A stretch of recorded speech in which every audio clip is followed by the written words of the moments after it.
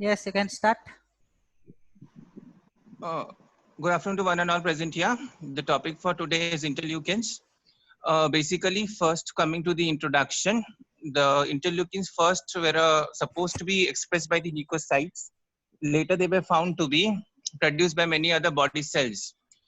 Basically, the essential roles of interleukins are as a form of a cytokine, and it helps in the activation and differentiation of immune cells, as well as in proliferation, maturation, migration, and adhesion, which is basically are the steps of inflammation. They also have a pro-inflammatory and anti-inflammatory properties. The primary function of interleukin is therefore to modulate growth, differentiation, activation, and during inflammatory and immune responses. What are the principal components of interleukins? What it is exactly made up of? It is made up of large number of proteins that can elicit many reaction in cells and tissues by binding to high affinity receptors in cell surfaces. They both have paracrine and autocrine functions. Coming to the general properties of cytokines or interleukins, which is basically interleukins are type of a cytokines only. Cytokines are a type of proteins which responds to pathogens and other antigens. They regulate and mediate inflammatory and immune responses. Secondly, the production of interleukins is a self-limited process. Thirdly, cellular responses to interleukins include up and down regulatory mechanisms with introduction and participation of genes that encodes inhibitors of cytokine receptors. Interleukins also have a redundant function. Fifthly, cytokines also stimulate switching of antibiotic isotypes in B cells, differentiation of helper T cells into Th1 and Th2 subsites. Interleukins also influence other interleukin synthesis and actions. Cellular responses to cytokines are stimulated and regulated by external signals or high affinity receptors. Cytokines also act either on the same cell that they secrete the cytokine. For instance, IL-2 produced by T cell operates on the same T cells that made it or on a nearby cell. Besides, cytokines may enter the circulation and act far from the site of production. Finally, small quantities of a cytokine are needed to occupy receptors and elicit biological effects. So when you Coming see for the the general properties of any cytokine, so it has both Mhm. paracrine and autocrine activity. That is, the cell which secrete the cytokine can be acted upon by the cytokine which is secreted. So if it is going to be secreted by a T cell, it can act on the same T cell or it can act on the T cell nearby, or it can Mhm. also circulate through the circulation and act on a distant place also. So that is what is important, and it helps to Yes. differentiate, maturate, or even help in adhesion of the other inflammatory cells. So interleukins can act upon neutrophils, you can act upon B cells, you can act upon T cells, you can act upon phagocytes also. Okay. Yes, sir. Hmm. Yes, sir. Yes. Now go on to functions. So coming to the functions, interleukins have been divided in this paper, according to this paper, into 40 types. Each of them has got a separate function, and that's why they have been differentiated into 40 types. You can just give a Most summary commonly, of each. That's all. most commonly, to it's interleukin 1 and interleukin 6, like which Okay. we commonly come across, which helps about to bring about inflammation and also immune responses. Okay.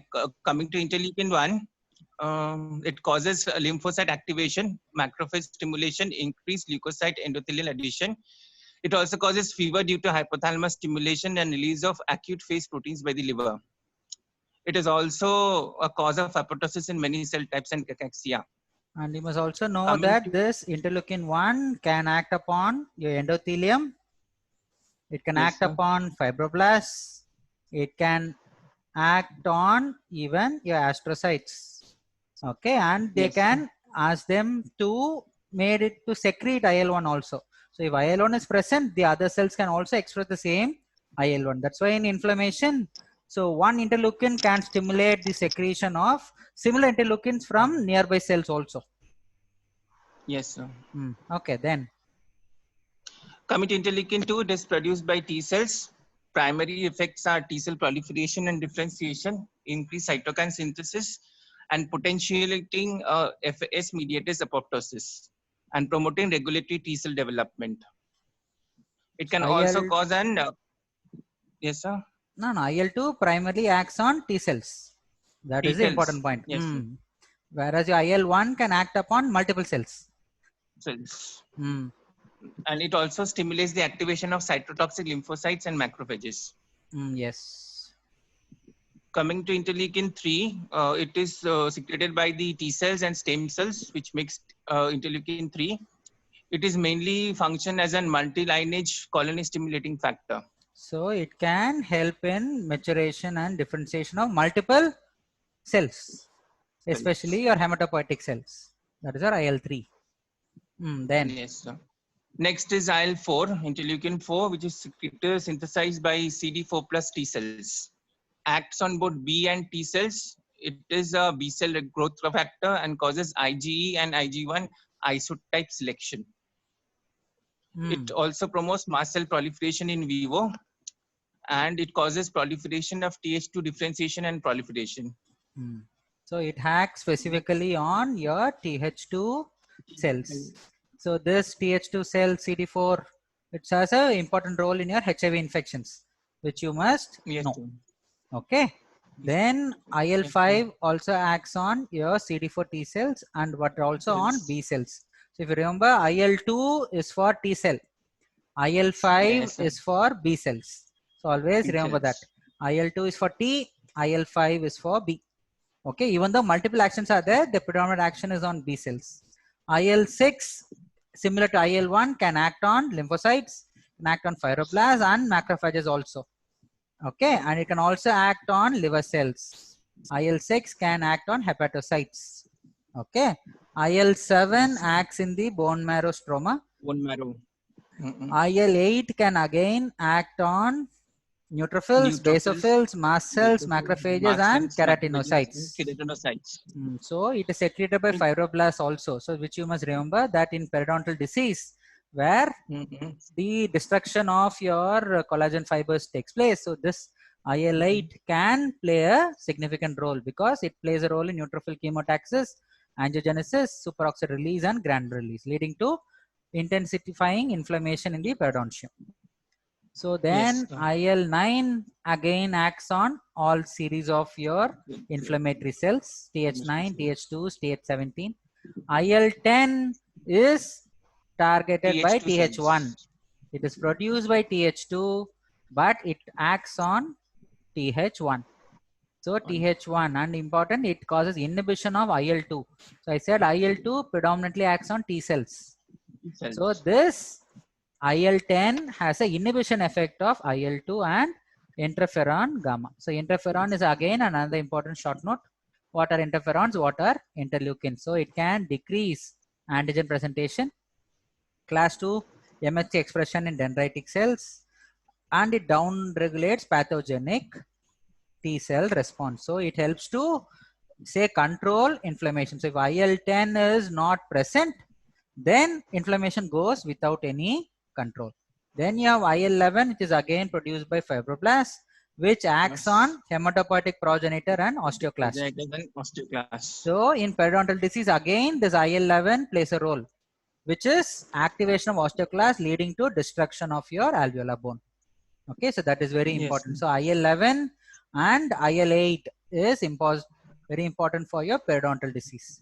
Okay, then you have IL-12, which are produced by monocytes. It again induces interferon gamma production by the inflammatory cells. So interferon is again an inflammatory mediator. Next, you have IL-13, which again can act on fibroblast epithelial cells and B cells. And it can increase collagen synthesis by fibroblasts.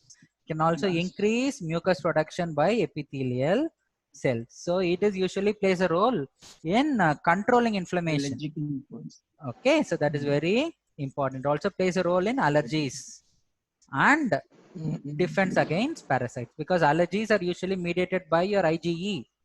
So now you must remember IL-13 also plays a role in allergy. Okay, IL-14 is again stimulates B cells. It also inhibits immunoglobulins. So there are many functions of interleukins may be overlapping. because they have multipotent activity. Okay, so IL-15 can be produced by muscles also. Okay, it causes creation of your memory cells, natural killer cell memory, and CD8 cytotoxic T cell proliferation. Okay, then you have Yes, sir. IL-16 which acts on CD4 T cells, helpful in And chemo eosinophils. attraction. Okay, then you have interleukin 17 which can act on epithelial endothelial cells. It enhances the activity of antigen presenting cell. IL-18 is produced mainly by macrophages. It can also be produced by keratinocytes, so which is important. Your oral mucosa can produce this IL-18. Okay, then you have IL-19 which acts on resident vascular cells. So it is an anti-inflammatory molecule. So there are few molecules which can control your inflammation. So one is your Interleukin 19. IL-19. Before that, which one? Dr. Bose? Anti-inflammation, Yes. which one?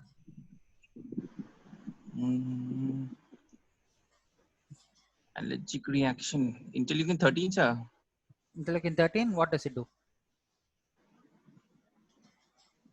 It helps in protection. I'm asking which is anti-inflammatory effect, like your IL-19. 1 second, sir. Going about it. कौन सा है? It's your IL-10. 10. IL-11 is for, sir? I'm asking IL-11 is again pro-inflammation. I'm telling anti-inflammatory agent. Anti-inflammatory Anti-inflammatory. anti-inflammatory जो is जो stop करता है. so Interleukin 10 and interleukin 19. So till now we have seen interleukin 10 and interleukin 19 helps to downgrade or downregulate inflammation, whereas all the other ones are pro-inflammatory. Inflammatory. Okay, even interleukin 4 inhibits activation of macrophages. Okay, so it is IL-4, IL-10 and IL-19. Okay, which all have a anti-inflammatory effect. Okay, so remember that. Yes. So then you have IL-20 which can be secreted by active epithelial cells also, and it acts on epithelial cells. Okay, it is responsible for communication between epithelial cells and the immune system during inflammation. Okay, then you have IL-21 which is secreted by natural killer cells and CD4 cells. It also promotes proliferation and differentiation. IL-22 is predominantly produced by T cells. Okay, it is helpful in mucosal surface protection and tissue repair. Tissue repair. Then you have IL-23 which is secreted by macrophages and dendritic cells. It also maintains inflammation. So interleukin 17 producing T cells are maintained by IL-23. So IL-24 is important because it causes cancer specific cell death, helps in wound healing, protects against infections. Okay, so it is helpful for apoptosis of your cancer cells, IL-24. Okay, then you have IL-25 which is acting on other Th2 cells like interleukin 4, interleukin 13 activity similar to your IL-25. Okay, IL-26 is again with inflammation. Okay, it is produced by Th17 subset of lymphocytes. It can act on epithelial cells. Next is interleukin 27 which activates STAT1 and STAT3 which is responsible for regulating immunity. It is also a pro-inflammatory molecule. Okay, then you have interleukin 28 which can act on keratinocytes and melanocytes. Okay, it increases the keratinocyte capacity to recognize pathogens in its normal healthy state. So if IL-28 is not proper, your mucosal surveillance becomes poor. Then you have IL-29 which can be expressed by virus infected cells and it can upregulate viral protective response, that is IL-29. Then you have IL-30 which is produced by monocytes. It acts on a variety of targets from inflammatory cells to mast cells and endothelial cells. Then you have IL-31 which is again pro-inflammatory. IL-32, which is pro-inflammatory. Then you have IL-33, which is produced by mast cells and Th2 cells, which is responsible for hypersensitivity. Type 1 hypersensitive reaction. Okay, type 1 hypersensitivity. Then you have IL-34, which enhances the IL-6 production. So now you have to tell me what is the role of IL-6? It brings about inflammation, sir, and Yes, also all it are brings an important role. IL-6 Important role acts. in immune. IL-6 is responsible for differentiation of B cells. So And without stimulation B of cells, you active cannot get antibodies. And it is also responsible for stimulation of acute phase protein. So in acute inflammation also, proteins. it plays a role in this acute response. Okay. So we go on to IL-35, which is secreted by regulatory B cells, which is again has an immune suppressive effect. So now which are all immune suppressive? 4, 10, 4. 19, and 35. Yes. So out 10. of 35, you have IL-4, IL-10, IL-19, and IL-35, which are anti-inflammatory or immune suppressive in effect. Rest are all, majority are only pro-inflammation. Okay. Then you have IL-36, which is mainly secreted by phagocytes, which acts on T lymphocytes and natural killer cells. It also expresses class 1 and class 2 MHC and intracellular adhesion molecules. So all this will helpful to in antibody generation, antigen detection. Then IL-37 regulates immunity, causing immunosuppression. So this is the next one. Okay, it is again which has a essential role in immune suppression. But what happens is it has another role also. It can also upregulate immune response and inflammation autoimmune disorder. So it is like a double-edged sword.